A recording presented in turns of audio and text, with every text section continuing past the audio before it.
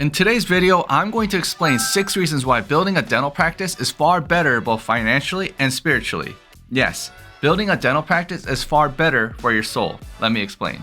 But first, hi, I'm Dr. David Park, and I help multiple dental associate docs become owner dentists by building dental offices for them and not only build it, but help them succeed by giving them full support. This is what we do at Clearlix Dental. Point number 1. You don't buy patients, and this is huge. A lot of dentists when buying a practice says, oh, I will be treating all these patients and they will stick with me. Yay! Yeah, no, it doesn't happen that way. Traditionally, what happens is a dentist starts a dental practice and practices for like 20 years and then wants to sell the dental practice for a nice, cozy retirement. Then the new dentist takes on the torch and the cycle continues so on and so on. But you know who else is going to continue on? The patients. The patients are used to the previous dentist. They bonded with the previous dentist for over 20 years. The culture is different. The dentist that's been working there for 20 years is old. You are a younger guy or a gal. The culture will clash for sure. And again, it's not like the patients are forced to be there with you and get treated by you. Nowadays, the patients are moving all over the place. Even if the selling dentist stays for about a year or so, the patients most likely won't. They'll find another dentist that is exactly like their current dentist, and that is an expensive lesson that I learned.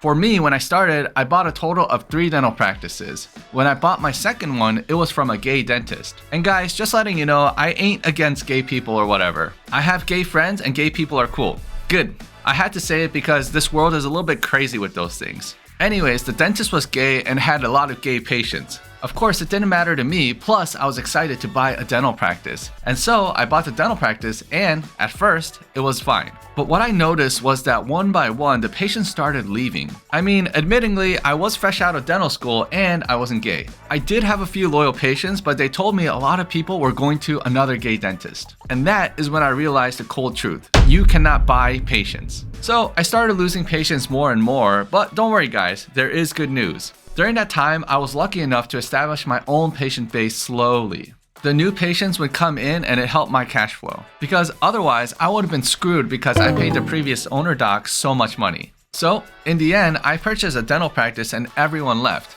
And here's the most important part.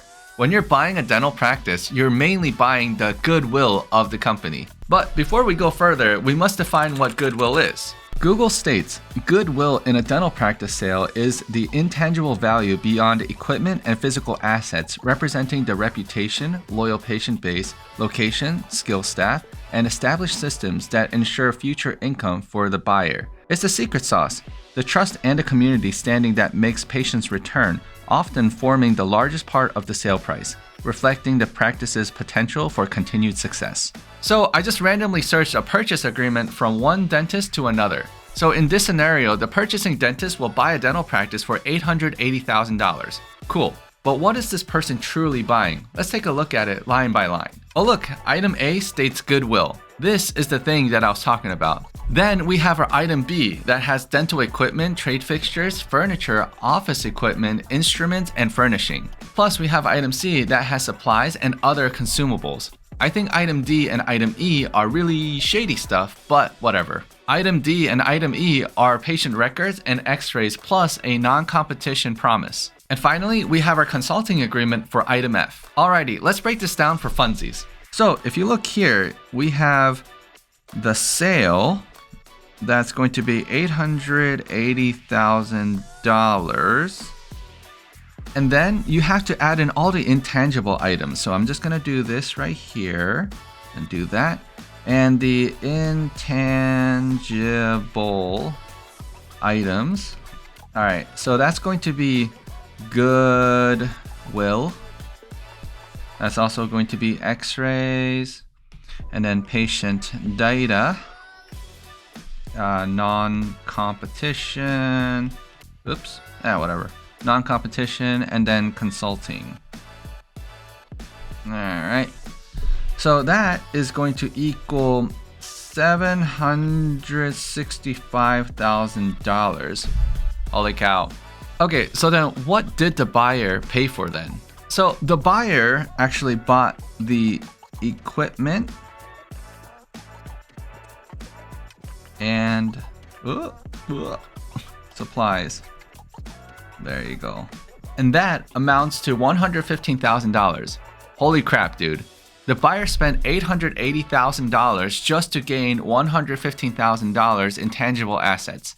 Not very good at business. But I get it. Besides buying old and used equipment at a premium price, the buyer did achieve something. The buyer didn't have to go through the building process and was able to become a dental practice owner at a premium price.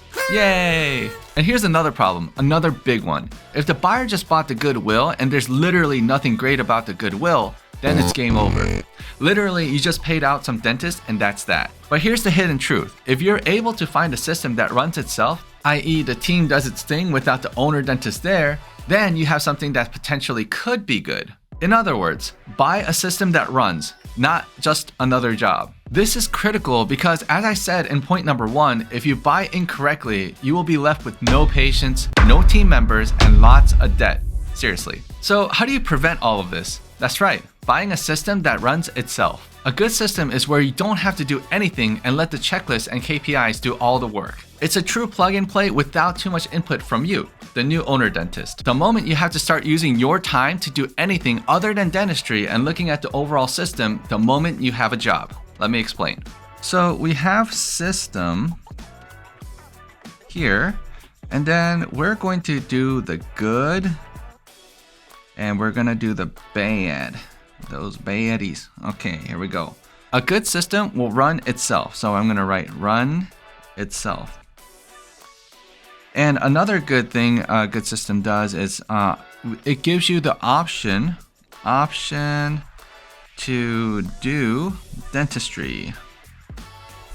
And then you have review key metrics.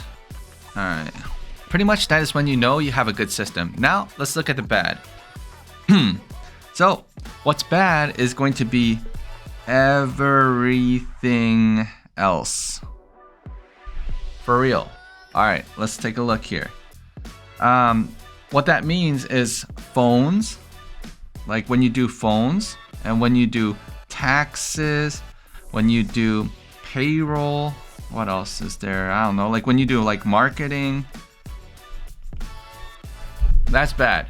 Those are no-nos. A good system means that you will have your own team in place already and they aren't loyal to the dentist that sold you the practice. They are loyal to the company and each other. You will need a system that you can rely on, not the individual that sold you the practice. Oh, and this is a good one. Pro tip, make sure you have all the manuals and they're up to date in case you lose a few team members here and there. You will need a good training program and modify it with your high-level team members from time to time. So my advice to you is to be very selective if you're going to buy a dental practice. Make sure you will have the least amount of input needed to run a healthy, revenue-generating dental practice. Don't just buy a dental practice to say you own one. You will regret it.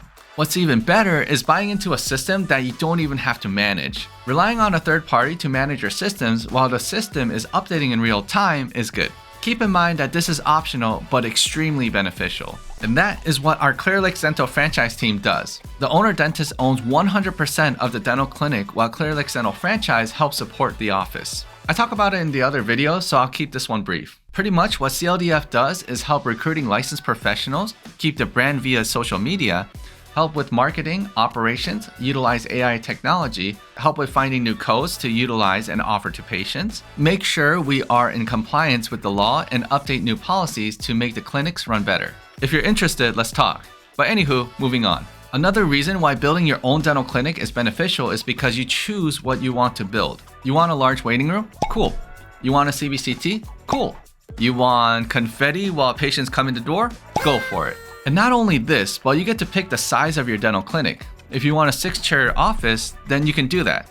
If you want a 30-chair office, then that's all fine and dandy. The point I'm trying to make is that you dictate how your dream practice is going to be built. And don't worry, it's not difficult to build a dental practice. Just watch my other YouTube videos, and if you have any questions, ask ChatGPT or email me. I got you.